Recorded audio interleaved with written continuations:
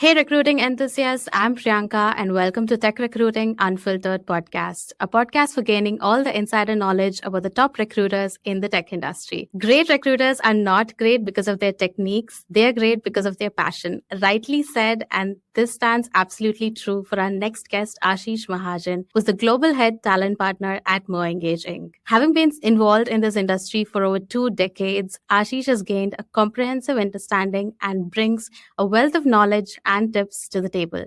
Welcome to the podcast, Ashish. Thanks for joining us. Thanks, Priyanka. It's been a pleasure to be here. Yeah, so how are you doing today, Ashish? Pretty good, and I'm all excited to address the audience out here and talk about my experience and what exactly has worked well for me. I'm delighted to have you here as well. And, to start off, can you tell us a bit about yourself and how you got started in this industry? And I'm curious to know, like, what drives your passion for it as well. See, if you ask me, I am not a recruiter by choice. I'm a recruiter by chance. My profession started by chance rather than by choice. I passed out my master's in 2002, and I was like other MBA grads. I was also looking for a job, and then forcefully I have landed up into this recruiting industry, and then this particular chance became a choice, and then later on that choice became more of a passion. So that's how my journey in the recruiting industry took over.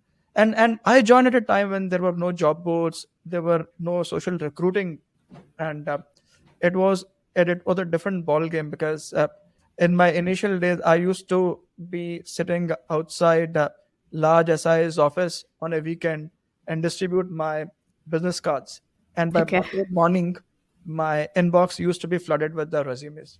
nice.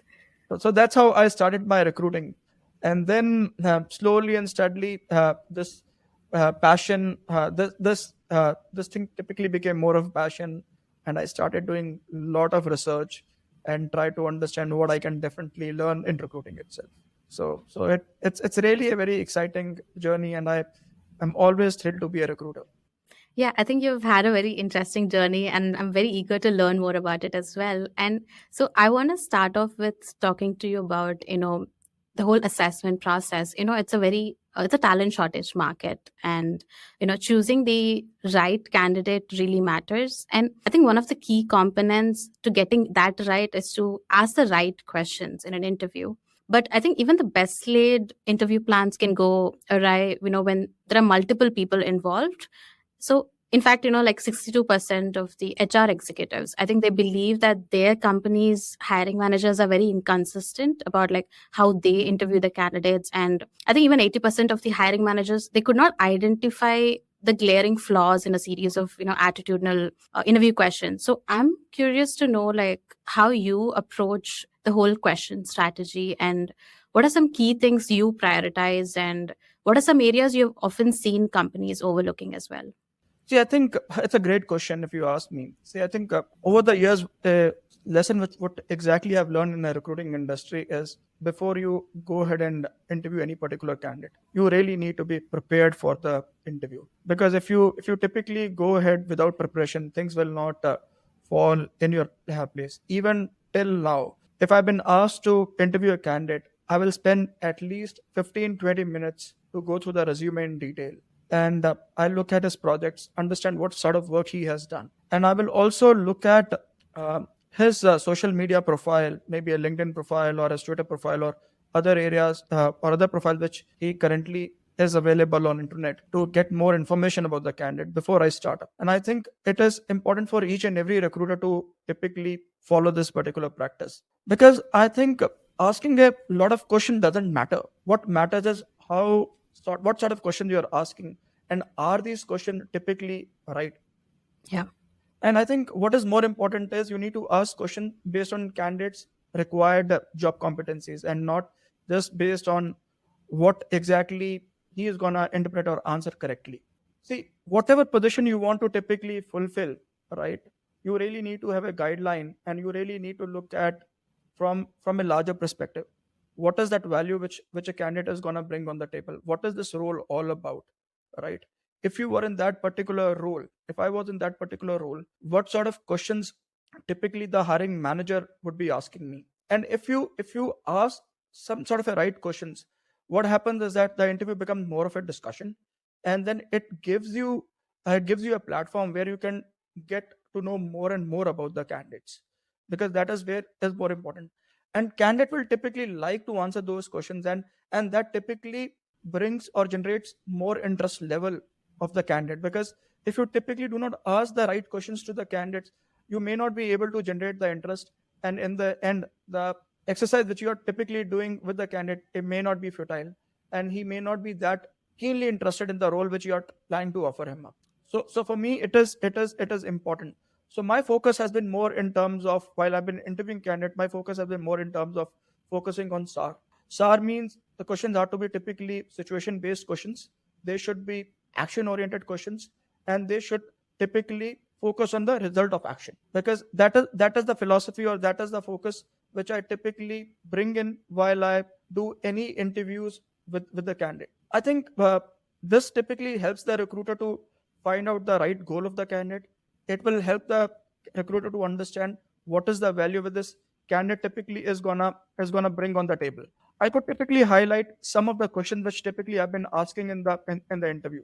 Rather than going straight forward, I will typically ask because majority of these questions, if you ask straight forward, candidates will be well prepared and they will be able to typically do a search on Google. So your question has to be in a very unconventional way. So a couple of questions which I typically ask the candidate is a situation where they have completely messed up in their job role, because that is where this is more of a situational question, and that is where they would be able to think what went wrong, what exactly they have done, and why were things not under their control, or what exactly went wrong. I would also ask them questions in terms of their unconventional way of solving a problem, because that gives you an idea that about the more of their thought process, what exactly they are thinking through. Maybe if the conventional way is not working out, what were the different solutions they had in mind, and how they went in terms of solving those particular problems. Okay, one of my favorite questions which I typically ask the candidate is, if they were me, right, what is the question they are going to ask me in a similar situation, if they were. Okay. So because that's typically you try to understand more about them, and I also try to understand about their risk taking appetite in their current job role. So all these typical questions which are focused more on value, that is what exactly I try to ask and get more and more information from the candidate. And in between, my question will also be on those situations which they have answered, to counter question them, if they would have done this way, what would have been the result. So try to keep more and more interaction very futile as well as very much interesting. Yeah, I think you've greatly put it. And, the interviewers need to do homework on, both the role as well as the candidate, so that the candidate also will feel interested and valued, like you said. And yeah, I think you've given some great tips on how companies can formulate their question strategy as well. I just have one follow-up question for for my previous question. So, as someone who has worked in this industry for more than 21 plus years, can you tell us a bit about how the evolution you have observed in both assessments and candidates over time? Great question again. See, if you talk about evaluation in terms of assessment, see, uh, I would put it in two different brackets, right? So if you talk about, I would talk about a bracket which is probably between 2001 to 2010, and then I will also put it between 2011 to start of pandemic, and then post pandemic. So because this will be in this way, I will be able to answer it in a very defined way. So Yeah. if you ask me the evolution of assessments, right? See, during the stage when Web 2.0 or your Y2K got over, right? During that time, the concept of assessment was very, very minimalistic in the market, and there were very minimal, small number of organizations which were typically using the psychometric assessment. One of the reasons being because the concept of behavioral scientists within the industry were not known much. Second thing, the assessment cost was pretty high, and it was only at a leadership level many of the organizations were typically been using assessments. And even if you talk about assessments at an entry or middle level, majority of the organizations were typically not using any particular platform in terms of assessing those candidates. Yeah. They typically used to have their own set of questions or a question bank, which they typically used to design, and based on that they used to give those questions on a piece of paper, and which they will ask the candidate to typically answer it. So that was the initial time, which I would say would be from 2001 till 2008 or 2009. And it was really a time consuming process, because at that point of time, nobody had typically thought that in terms of assessment, they could typically be got over to a particular platform, and it can be run over a particular platform, or could, and all these question banks could be run over a particular platform. So that was the initial phase, and it was typically a very time consuming phase. I still remember in 2003, 2004, while I was managing campuses, I used to sit and with the hiring managers to design those questions and everything. And we were having question banks, and we typically used to have 4 or 5 sets, and each candidate was given a different set of question papers. And evaluating also become used to become very Hercules task, because we used to carry those transparencies with us, and keeping those transparencies on top of the answer sheet, and then doing the correction. It was a very time consuming process. And then coming up with the merit also used to take a lot of time. This particular thing has gone through a lot of transition, and there are a lot of tools in the market. You talk about Metal, you talk about we create problem your own tool, you talk about Hacker Rank, you talk about Hacker Earth. There have been a lot of tools right now which are in the market, and which have been doing a phenomenal job in terms of assessment. One thing which really has caught my eye in last 7 or 8 years has been the code snippets, which typically these particular tools have been able to bring on to assess the coding, I would say, expertise of the candidates, to understand how strong they are on logic, how strong they typically are able to solve the problem, what has been their thought process. I think that has been one of the key aspects in terms of these assessment tools. And another advantage that these assessment tools have been able to bring is all these assessment tools come up with a video. There is a proctoring. So and you can typically look at whether the candidate is looking at Google or other things, and the test typically gets blocked. I think these are the great innovations which the overall assessment tools have gone through, and it really has helped recruiters in terms of evaluating the overall talent within the industry. And other advantage with these tools have been the turnaround time, because they've been able to give you the overall score within minimum turnaround time. You can play around with the data. It will give you the merit across each particular subject, across each particular topic, and that way you are able to make decisions pretty faster. Yeah, I think, like you said, it's technology has also evolved a lot. Assessments and candidates, their mindset, everything has evolved a lot. I think recruiters need to start adapting and tailoring it to the current environment, like you said. And technology having been evolved, it's made a lot of things easier for recruiters, reducing their manual work, turnaround time, like you said.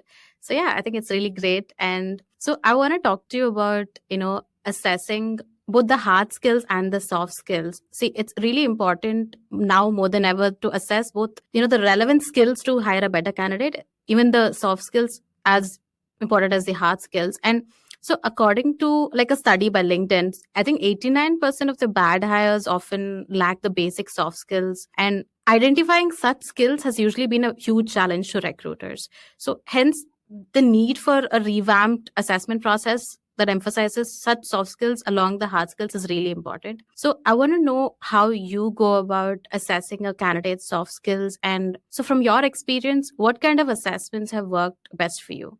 See, one thing which I've really learned in the industry is, see, if you look at any particular job role, right, 25% of the skill requirement in that particular job is always gonna be on the soft skill side.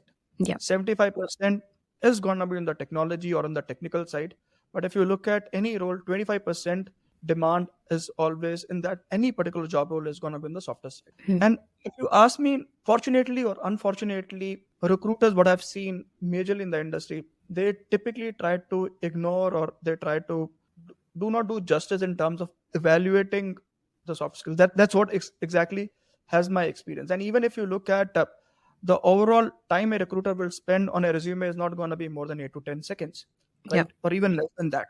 And even your ATSs typically do not have that particular search criteria or tendency where they could typically highlight in detail about the soft skill, right? So what is in that scenario, what matters is how do you typically, while you are being evaluating a candidate or while you're talking to a candidate, what is more important is you need to ask very right questions in your initial screening to understand and to evaluate on the softer aspect of the candidate. See, one thing which I typically talk to a candidate while I've been evaluating candidate on the softer aspect is to understand while he has been doing his current role or while he has been delivering his current job, what are the key softer aspects which are necessary for him to do that particular job? And he needs to cite those aspects with right and relevant examples, because that gives me an idea that what sort of soft skill he's been possessing and what sort of soft skills he's been professing in his current job. So that's something which I have been currently been following up during my initial interview screening. If I've been doing any interview screening or if I've been asked to do any interviews, right? That's something which I clearly focus on. Other than that, I always ask my candidates to typically stack rank their soft skill on a scale of 1 to 5. And I will also ask them to give me a justification why exactly a particular skill is 1 out of 5 or 5 out of 5 or 4 out of 5. And I will again ask them to give me certain examples what exactly they have done in that aspect. Third important thing which I've also been asking my team members is whenever they get an employer referral as a part of their any particular requirement in terms of resumes, they need to go back to the referral and ask the person who has referred it, as per them, how would they rate this particular candidate on the soft skill? Because if they are knowing that candidate and if they are referring it, they should be in a position to mention or evaluate and let us know that at what level their soft skills typically are. Then another important thing which we have been doing in terms of a background verification, right? When we have been doing any background checks with the reporting manager of any candidate, we also ask them to typically stack rank their your softer skills or softer aspects, because that gives us a lot of information about whether this candidate is gonna be a right fit for this role or not. And lastly, there are situation based questions which we typically ask them, or we'll give them some problem statements which typically would focus more on the software aspects, and we will try to understand whether they are able to do justice to that problem from a software aspect or not. And while explaining them a particular job role, we would also make sure that the software aspects of the job role are also being shared across to them. And then we try to evaluate and understand that how well they're gonna typically handle those aspects in terms of I would say strategic thinking, or in terms of learning, or in terms of their interpersonal skills, or in terms of their communication, or in terms of their relationship building or leadership. All these aspects we try to focus in terms of the job description and try to understand how well they will be able to deliver in a given situation.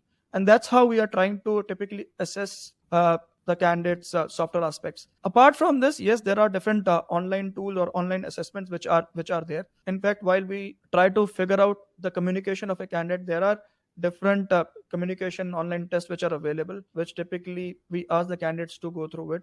And even there are neuropsychic or psychometric tests which we have been using for our leadership hiring to understand whether they will be on the software aspect, and to figure out whether they will be a right fit for this particular role or not. Yeah, I completely agree. Assessing the soft skills is really important because it's not a good hire if they have only a hard skills, and if they're not able to like work with a team or have that communication, collaboration, and all of the other skills, because then in the long run, it won't work out for both the employee and the organization. And so as crucial it is to have a, solid recruiting strategy in place, I think it's equally important to have a good retaining strategy as well. And I think employees are being asked to do more than ever before, often with fewer resources, I would say. And now the great resignation is seeing loyal talent move on as well. And the growing demand for salary transparency is another trend which is having a influence on, the rising trend of retention raises or bonuses. But I think employees resigning aren't always fueled by salary. So some employees might find comfort in, perks and benefits such as training to, upskill, or flexible work, or working from home, etc. So in your opinion, what steps can companies take to effectively improve their returning strategies, and any tips you can share with us from your experience? See, in today's scenario, if you ask me, building or retaining an employee typically is one of the crucial aspects of any HR person. Yeah. Because retention at any given point of time will really matter, because the cost of hiring has been increasing day by day. Because when you talk about cost of hiring, you are not only looking at cost of recruiting, you are also looking at your training expenses. You are also looking at your the productive time spent by your interviewers or by your hiring managers in getting that particular person on board, right? And this if you typically convert them into a dollar value, it typically will be on a very higher side. So it becomes imperative that whatever said and done, wherever there is a possibility, recruiters or the HR person should typically focus more from a retention perspective. And I think every organization will have their own EVPs in terms of retaining that employees, right? Because that Yep. is what is the key. Because whatever is working well in my organization may not work well in other organization, because you really need to understand what is the purpose or what is the value which is going to drive that particular employee in that particular organization, right? Because that is going to be a very important key, or that is going to be a very important factor, if you ask me, in terms of retaining any particular person in the organization. Apart from that, I think these days what is key focus out here is, see, your engagement really matters a lot. When you talk about engagement in that scenario, your engagement has to be from the time when you first reach out to a candidate and explain him about what exactly the job role is all about, talk to him about the organization culture, right? And give him that information about it.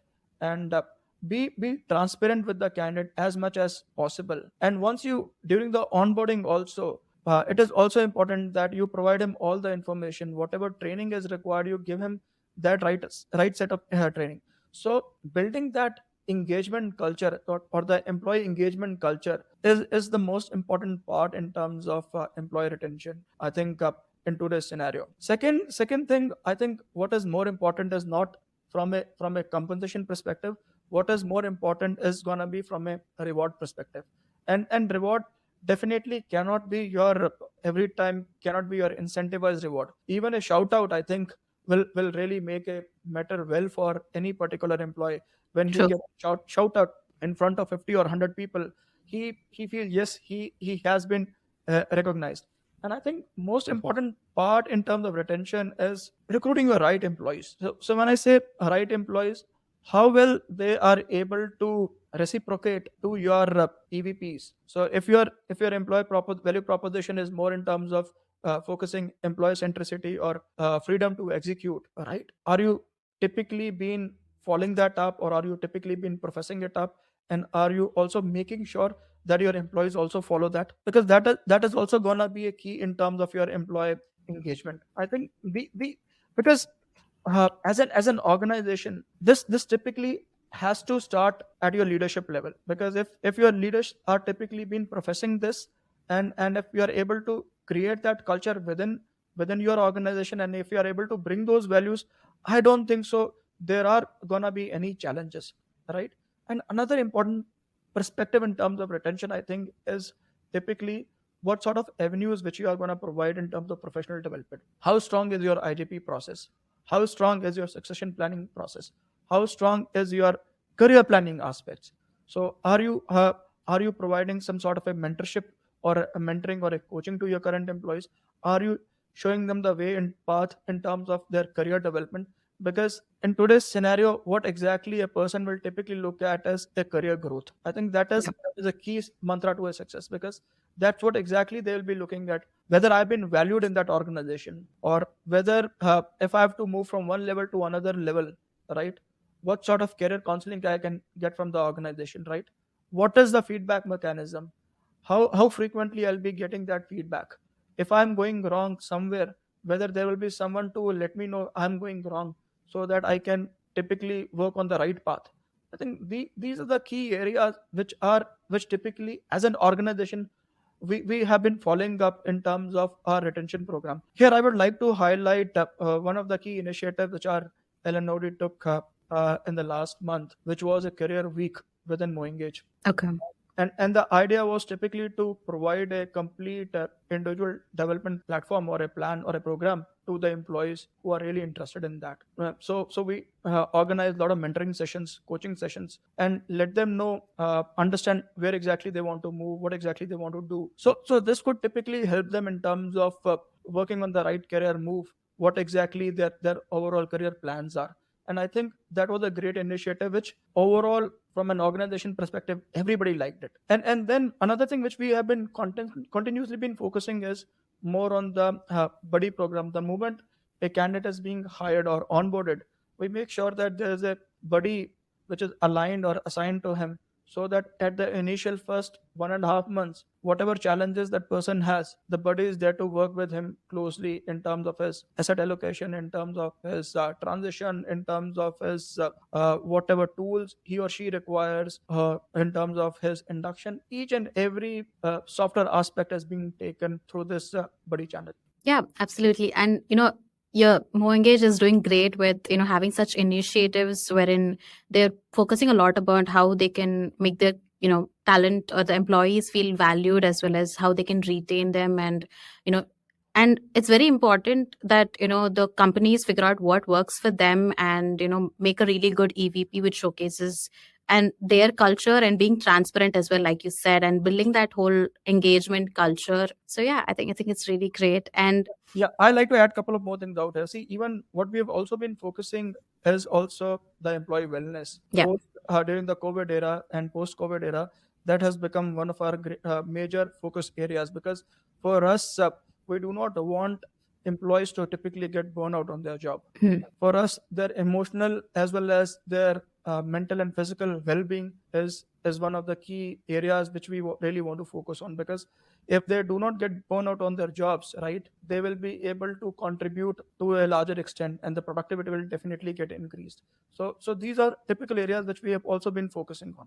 Yeah, that's really great. And like you said, I wanted to touch up a bit about on the employee experience, which you were talking about, and how important it is more than ever now. And a lot of companies are struggling with it and its prioritization, because especially post pandemic, like you said, keeping the employees connected and engaged, in the new remote setting has been really challenging. And they're reporting increased productivity working from home, but the productivity gains are coming with the cost of our mental health. And this is why the recruiters in companies will have to reinvent the whole employee experience and adjust to the new realm. So could you share with us some ways you have found successful in redefining the whole employee experience, and from your experience in the industry so far? So I think employee experience, if you ask me, is a key to any organization's success, because if they are able to give a great employee experience to their team members, definitely the attrition decreases and the Yeah. retention typically increases. And when you talk about employee experience as an whole, I think what is more important in terms of employee experience is how you can directly focus more in terms of their performance and development.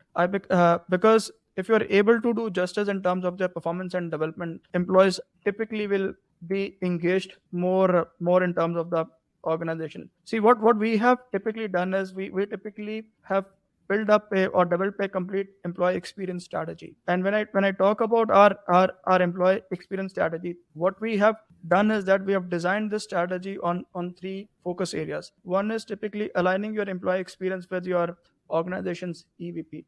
So when I say organization EVP, with your purpose, your brand, and your culture. So for us, it is one of the key areas. For example, I'll give you one of the key example, because one of our key focus areas or EVPs is customer centricity or customer centric culture, right? So Yeah. as an organization, we have been promoting this customer centric culture from the time when we start looking at a candidate, or when we start hiring or interviewing a candidate. In the interview process also, we try to focus more in terms of this. So while we have been interviewing candidates, we typically try to figure out and try to get as much as information possible in terms of customer centricity from the candidate, because we try to give him different situations, different problem statements, to understand how well he's going to service the customer in those particular situations. Even in our onboarding process, we typically try to focus more from that perspective. Even in our performance reviews, we try to focus more from that perspective. So for us, that is one of the key parts. Our focus is more in terms of aligning to our EVP. So once we try to align to our EVP, we try to get the right purpose, and we try to propagate more from a cultural perspective. Because if we are hiring anybody in our organization, that means he typically fits within our culture. And if he fits within our culture, then he should be able to propagate and profess that particular culture. And that's how our employee engagement starts from the very beginning. Then I think another focus area has been more in terms of I would say when we are onboarding any new hire, right, during our performance review, what we typically look at is more in terms of we care about them, right?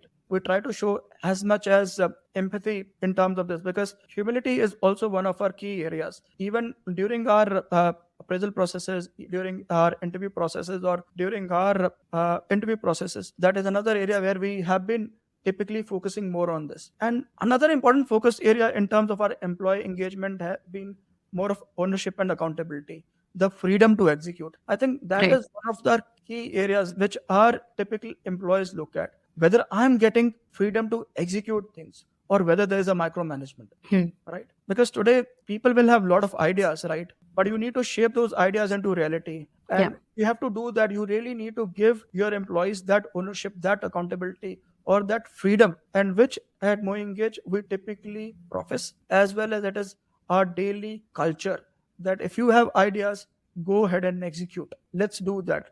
Let's try to focus more from that perspective.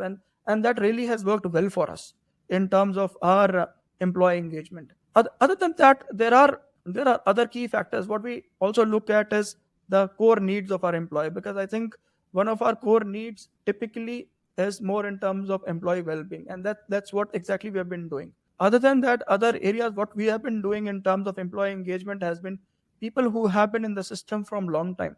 We try to incentivize them up. Hmm. That is another thing which we have been doing, and giving them right coaching, giving them a right mentorship in terms of the career path, career development.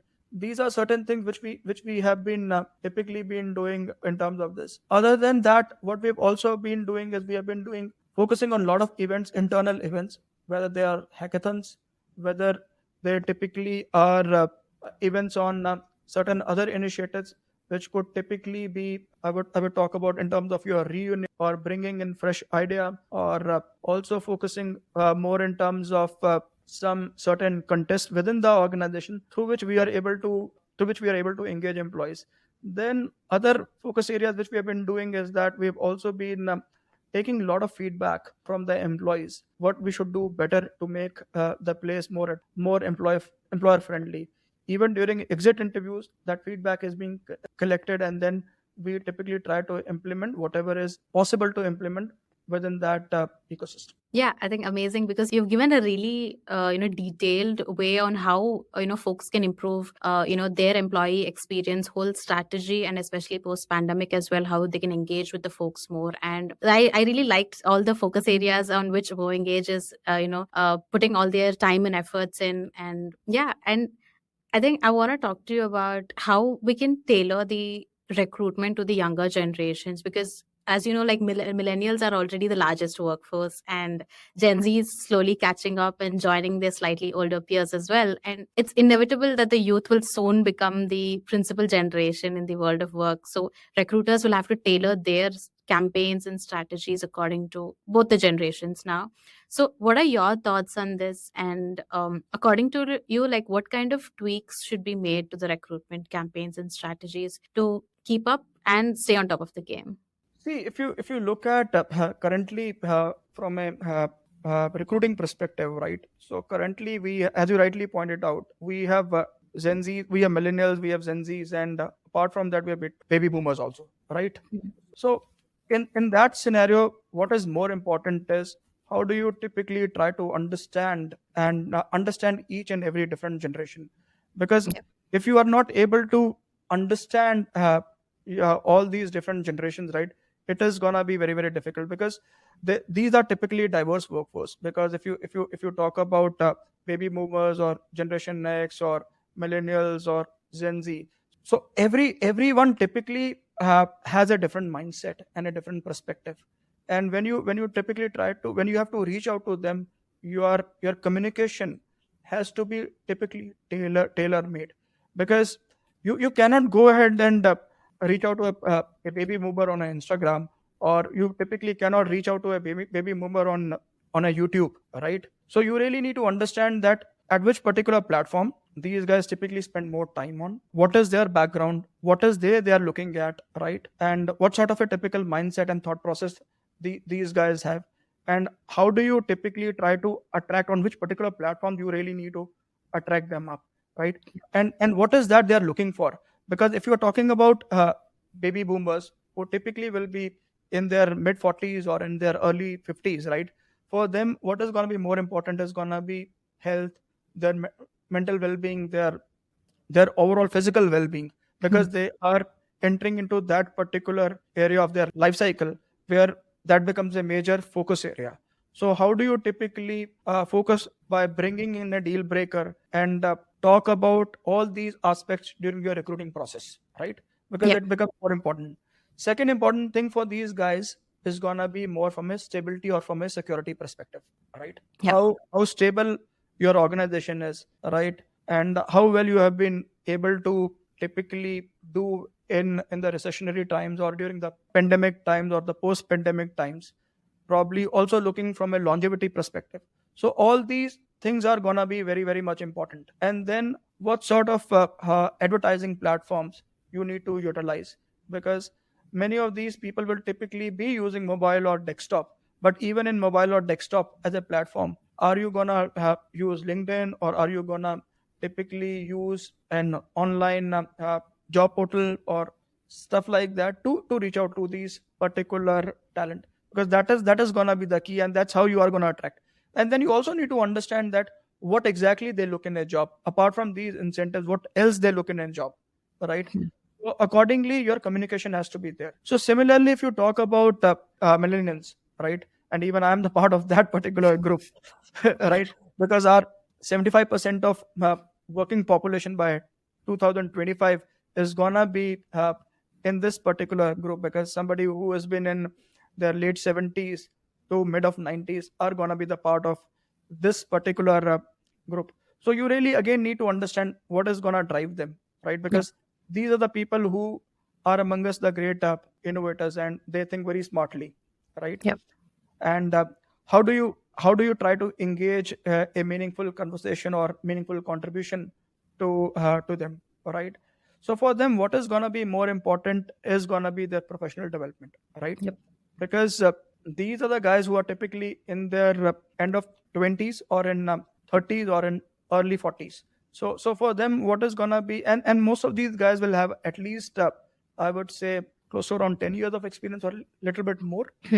So they'll be more focused in terms of their career development, more in terms of their professional development. So, and apart from this, they will also be driven by your company culture, because that's gonna be the key area, because these people typically give lot of weightage to the culture, Yep. right? And specifically on the I would say on the social side of it, right?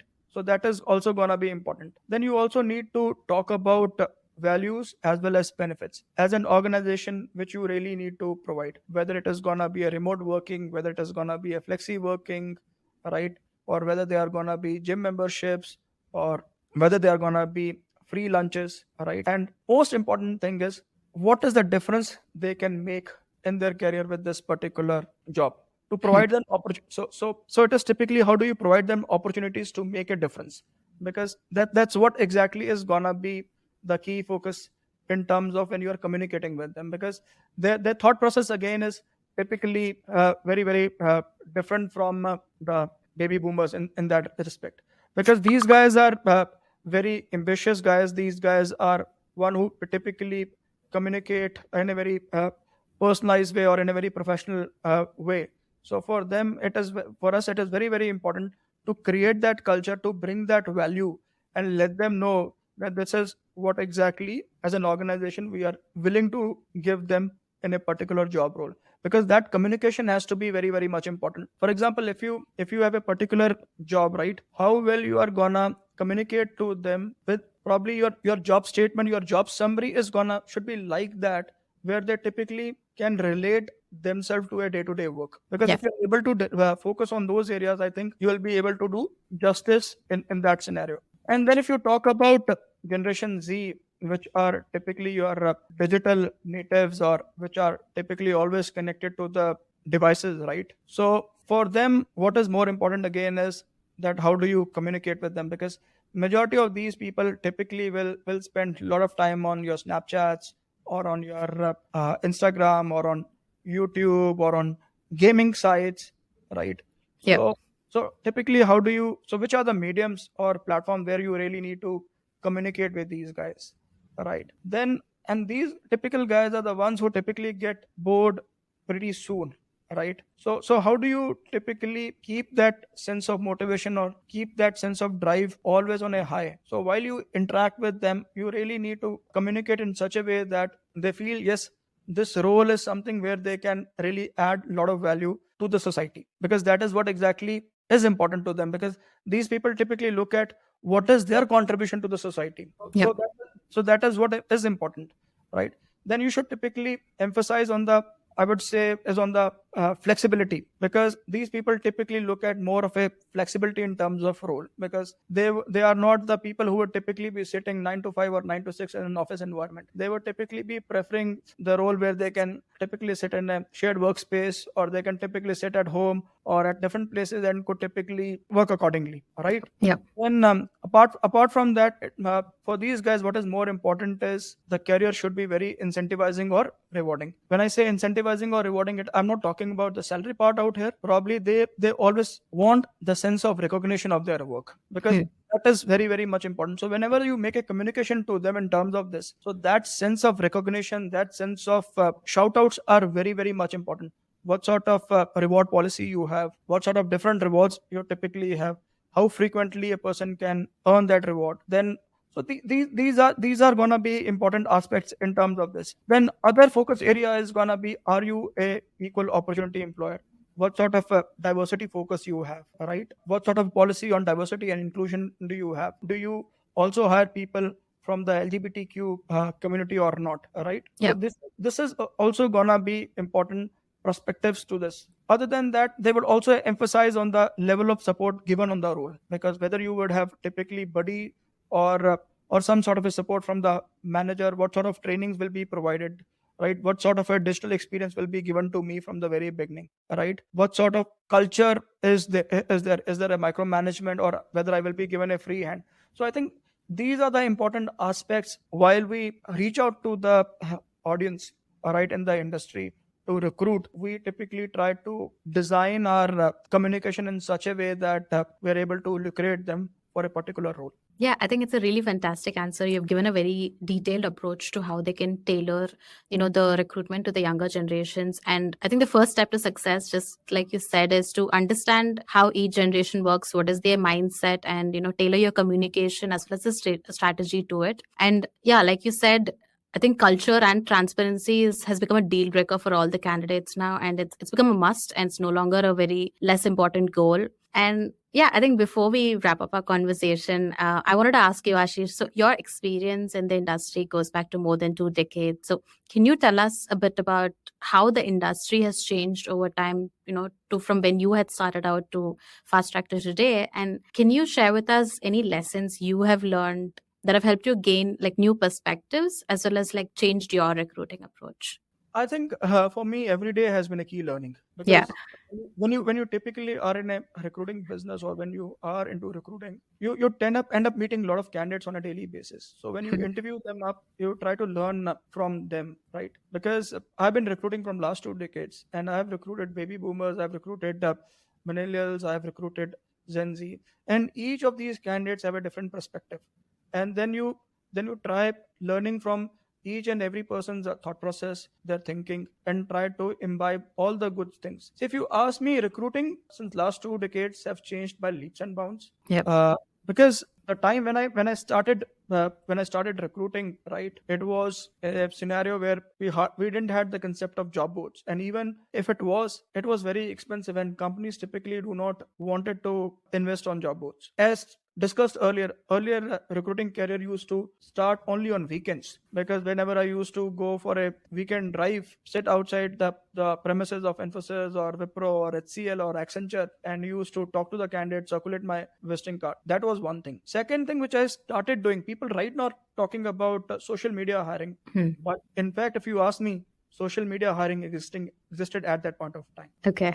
Okay, so we had the concept of Yahoo groups at that point of time. Yeah. And Yahoo groups were there, and then there used to have there were a lot of meetups which used to happen. I still remember I used to recruit on Microsoft Technology at that point of time. And every fortnight, ThoughtWorks used to have a seminar which was open to the entire public in 2002 or 2003. And they used to discuss on the new innovations on the Microsoft technology, new things which are coming in Microsoft technology. Someone from the industry will come and would talk for at least for half an hour or 45 minutes. And that was a place where I used to hunt my people. Okay. So that was another area where I used to typically hunt my candidates. And then Microsoft still it is active. Microsoft started the concept of MVP, Microsoft Most Valuable Professional. Okay, and there I used to get a lot of names on their website, and I used to headhunt these guys, calling up on their borderline number, and then reaching out to them, and then getting in touch with them, and then taking them to the next level of recruiting.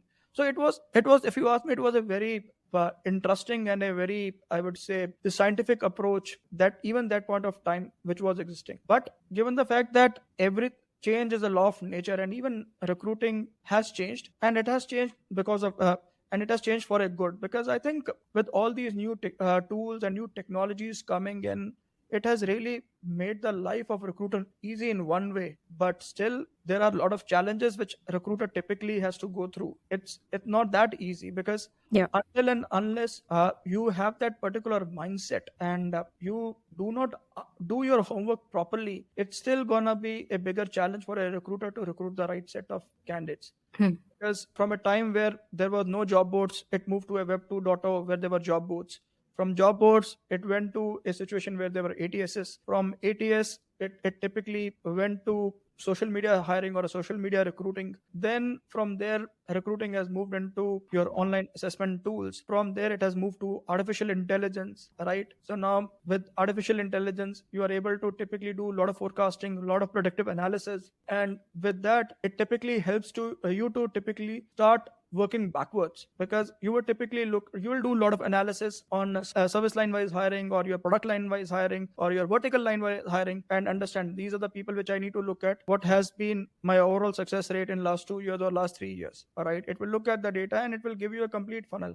I have to do these many offers to get these many joinees, to get these many offers. These are the number of resumes which I need to get, and to get these many number of resumes, these are the number of interviews I need to do. And if I have to do these many interviews, this is the number of hours which I need from the panel. So you get the entire data in a jittery, right?